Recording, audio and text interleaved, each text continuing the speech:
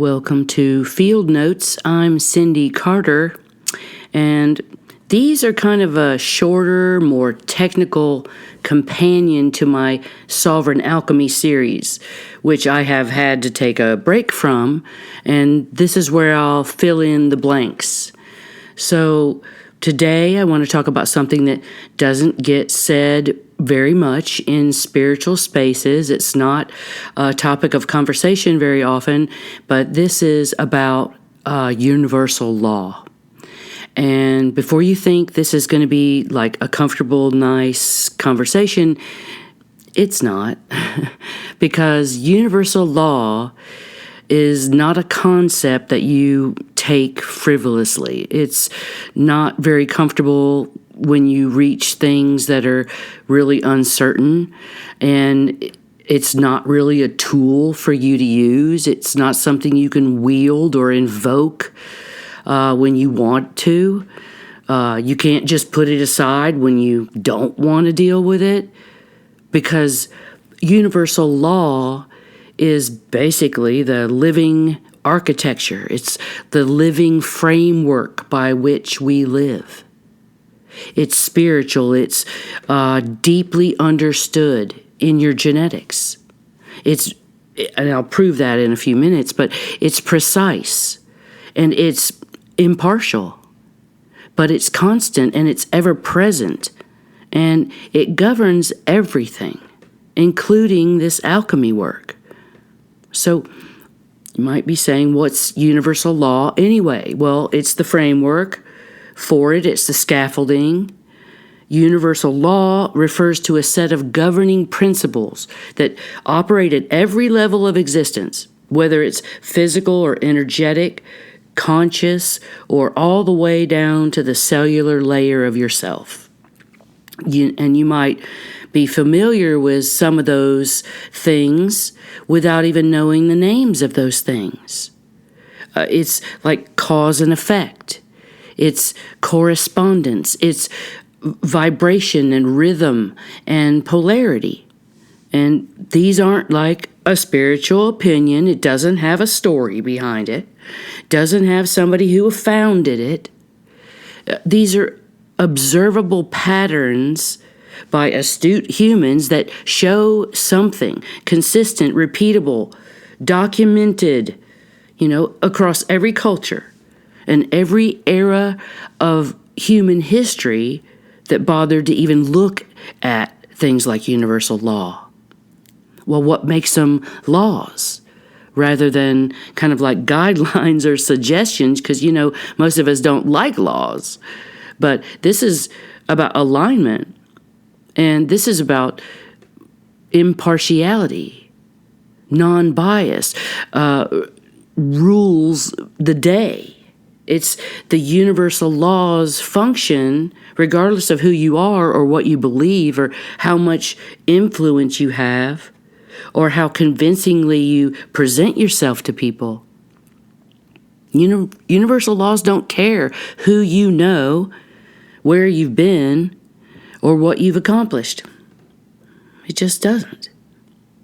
And a scientist in a lab doesn't need to believe like in gravity to have it happen all around him. So universal law operates on the same principle. Your relationship to it is non-negotiable. It's only your alignment with it is negotiable. It's mutable, it's transmutable with the law of universal law. How aligned are you with it? So I'm going to look at one specific one because this is where I landed recently in my stopping after episode 10 suddenly. So there's this particular law. It's called the Law of Origination. And I've been sitting with this lately because I was derailed recently by someone very well known that's been taking and profiting off of my work for like 15 years. And I've watched it happen, but it culminated with this latest alchemy series called The Map. It was blatant, it was in my face, and I had to deal with it on all levels. So I took a little break from the alchemy because I was heavily in it. I was in separation. I was also angry, and I had to work through betrayal, and then I had to work through my higher self. What is the alignment with that, and then what's the alignment with the universe? It's a lot to think about. But really, every living truth has a source. So I'm calling this law the law of origination, because every living truth has a source. It's a consciousness, and it moved through this first. And a person who sat in the fire long enough to receive it, to refine it, and earn the right to transmit it, that origination isn't incidental. It's the foundation. It bears a load. And it's the stable network of the inner being of the bringer. So when truth moves through its rightful channel, it carries a full breath, a real potency. It transforms. It delivers people back to themselves. There's a current that runs through it that's unmistakable when you feel it. It's like the golden light of truth does hit different. When that golden light of truth is taken and replicated without the consciousness behind it, something invisible but essential is missing in it. The words might be similar or even the same. The name might be the same. The framework looks the same. But the current is gone. The flow is different, and the people who follow it feel inspired, but they don't really arrive anywhere. It's a false arrival. And they've been held in this fascination that they've arrived. Only they can choose if they've arrived. But these people are being told they're healers now. You know, if you pay $6,000 for this alchemy information, and then you can hang your shingle, you are now a healer. The pedestal's at the ready, you know. Dang, this is happening for real, and it's happening with my work. It's a bigger problem than just one person. It's happening on a mass scale. Why is it happening? It's happening to many others, I've found, and it's to dilute the truth. Why would they want to dilute the truth? Who is they? Well, we aren't sure exactly, but I hope that there are people that are following that trail right now to find out who does dilute the truth and why they do that. Is it to keep us far away from our souls? Because now we have instant healers. You know, it costs $6,000. So imagine all the new half-baked healers on these new way showers. I mean, where the hell are they going to take you? Where are they going to influence you? To possibly harm yourself or others unknowingly? Because I have witnessed harm by so many healers for over a decade. I can spot them a mile away. It's kind of my forte. Put me in a conference, a spiritual conference, and I can pick out the half-baked ones. The charlatans, the actors in their own play, you know. And I might have to be there to do damage control for the people that they've seen. It's happened before. But there is a neutral place to be, and it's not there. In this alignment with the law, this law is so grand that the origination is where the progenitor stream is. It's where the rightful channel is. And there's this motion to it. It's already in motion, like whether you realize it or not. So here we go. Here's the proof of it, down to the cellular level. because there is a biological reality to this. This is where it gets really interesting to me, because I kind of understand things at a cellular level, and then I have to translate them on out. But that's where the progenitor stream starts. Universal alignment is right here, cellularly. So when a person transmits truth, that they've genuinely lived, that they've walked through the fire, the truth that they came through was their own fire, their own disillusion, their own earned discernment. And the body of the receiver responds to this. Whoever's witnessed this or being transmitted the truth, their body, physically, energetically, and subconsciously knows it. It's from the nervous system. Your nervous system recognizes it, not as information, but as resonance. The cells know that the difference between a transmission that carries this swift current and one that carries only the hint of a current. So researchers studying your heart rhythm, these are the lab coats, not the spiritual fluff. Well, they documented that genuine emotional authenticity produces measurable physiological coherence in both the speaker and the listener. It's a shared field between two people, and it's real. It's measurable. It's coherent. And you will respond in some way to a truthful message more than you will one that's misaligned. This is why you've probably sat in so many rooms with certain teachers and felt genuinely moved. It shifted you to a whole new level, and you couldn't explain how that happened with your brain.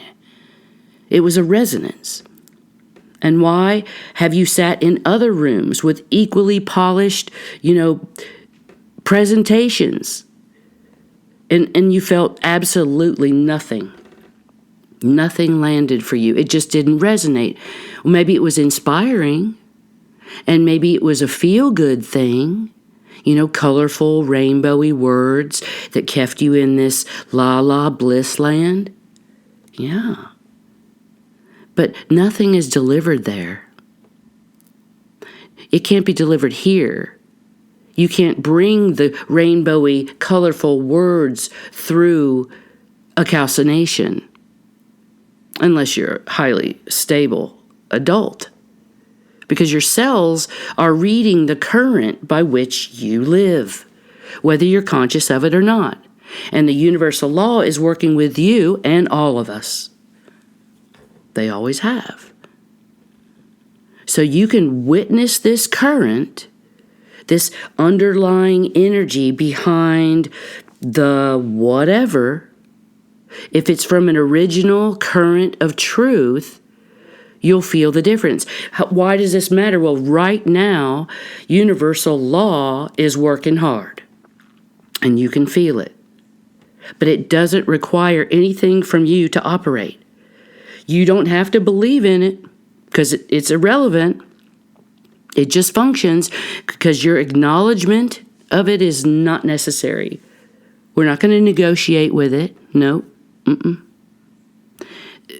It's the convincing repackaging of original truths is already seen through, already noted, and already felt by you.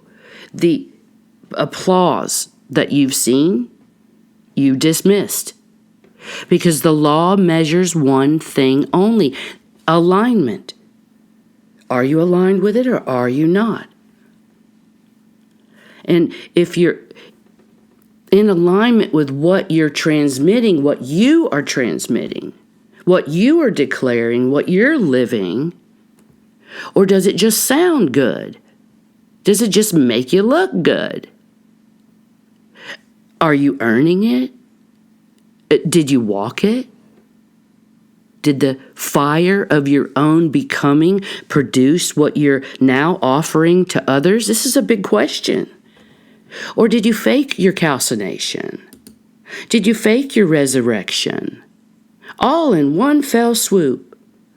You burned all your documents and declared yourself anew.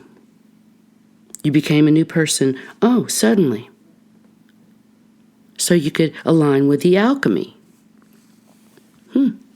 Aligning with the law of origination. Trying to, through the best avenue that you can try. But if you're out of alignment, it will snap back.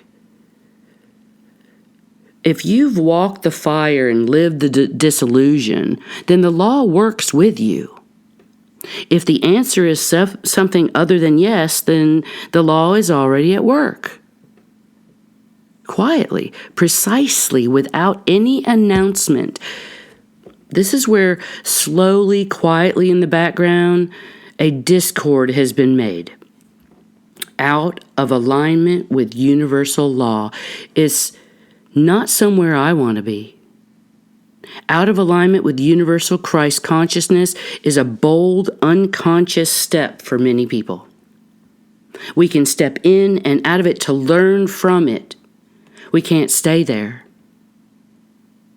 And the people in question, in my case, are completely out of alignment, and millionaire status is their push. Power and money, what looks like humble resurrection, is more like a deception playing out in the background.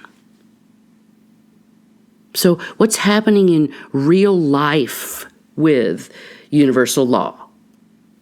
Outside of this philosophical thing, into the actual thing. So here's an example of the law benefiting somebody. So this is somebody who's in alignment with the law, learning to be in alignment with the law.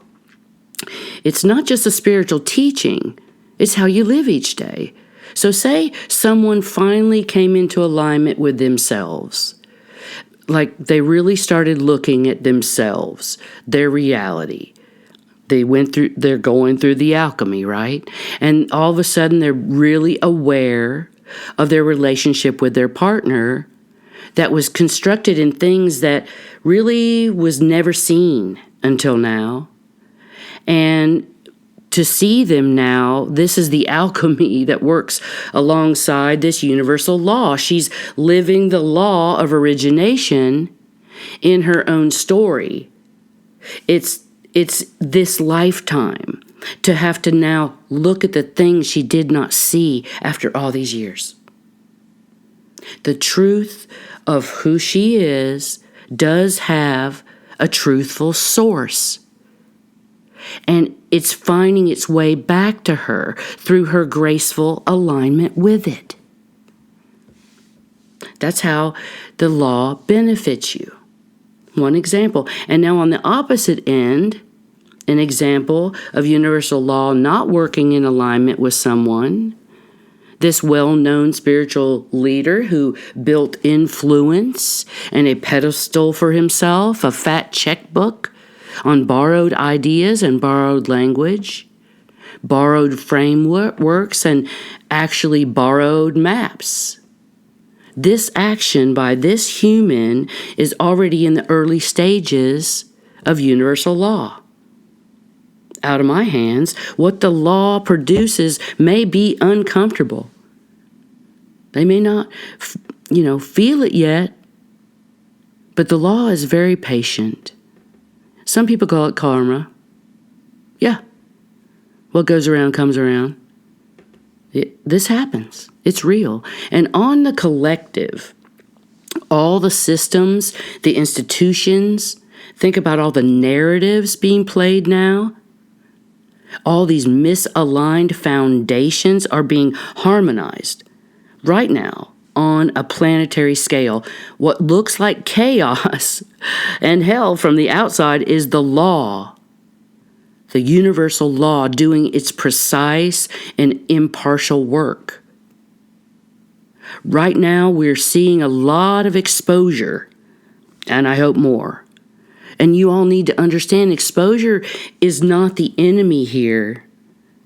The act of exposing The truth of reality brought out for others to see is in alignment with universal law.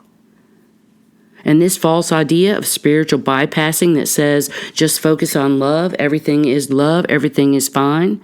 Exposure, it's a loving gesture to an entire humanity based on its alignment with the universal wishes to look at it deeper, to look at the wholeness of the law.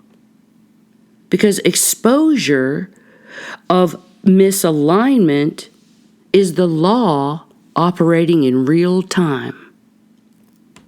So the question for all of us is never whether the law will find us, because it always will.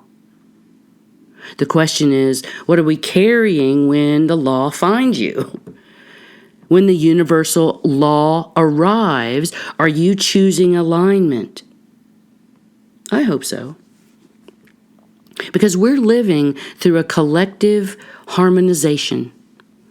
Things that were built on misalignment are becoming visible now.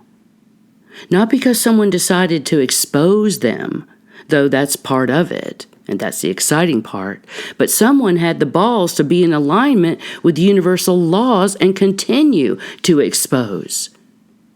Because misalignment can't sustain itself. But compassion does come into play when you have to expose but keep yourself with no harm. But the universal law does not punish you. It corrects actions, ideas, and movements. Compassionate universal actions can also be very abrupt, uncomfortable, and filled with a lot of chaos. Hence our everyday right now in society, really no matter where you live. And correction at this scale, correcting what's false, looks really disruptive. And it looks really chaotic from the inside of this old structure, this old false grid. It's coming down. But it does look like clarity from the elevation of a vista. The people doing genuine inner work right now, the people who have walked their own fire and dissolved their own armor, sorted their own gold from the glitter, are the ones who will be steady when the larger correction lands right around them, because they know the law from the inside. They've felt it operating in their own cells. They're not afraid of it. They're aligned with it. And I said at the beginning that this was not going to be a comfortable conversation, and I meant that because universal law does not offer you comfort. It offers something better. It's precision. A world that's actually organized around alignment, around origination, around the genuine current of truth moving through the people who earned it for themselves.